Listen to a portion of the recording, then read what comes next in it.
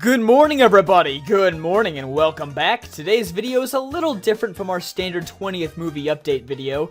Instead, I figured I'd tackle a much larger topic that a lot of people have been wondering about since the recent trailer dropped last Friday. And as you've already seen from this video's title, that question is, where in the world are Brock and Misty?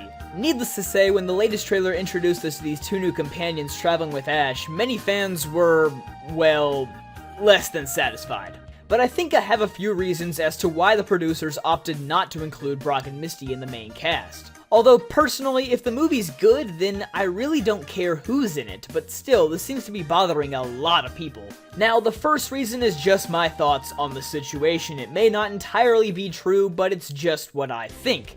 Odds are the producers of this movie want the movie to appeal to more than just Pokemon fans. Really, if you think about it, most of the modern Pokemon movies are meant to appeal solely to Pokemon fans, so outsiders really don't get invested in the movie because there's just too many questions floating around for them. Such as, who are these people traveling around with Ash and why do they exist? I mean, in most of these movies, Ash's companions hardly ever do anything. They're basically just there to fill space since they have no real affiliation with the plot. I think that by creating two brand new characters and introducing them in a way that's relevant to the plot, it puts both longtime fans and outsiders on common ground.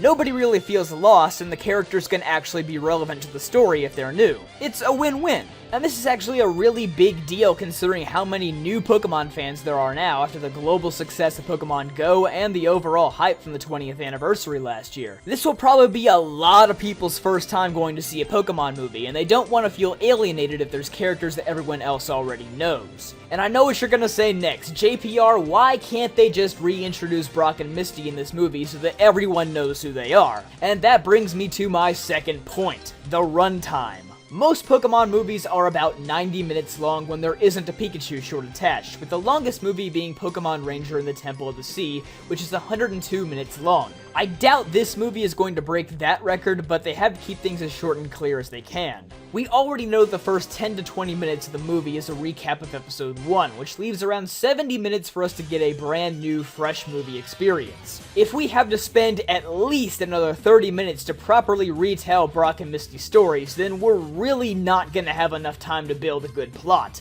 And again, this is really important because a lot of newbies will be watching.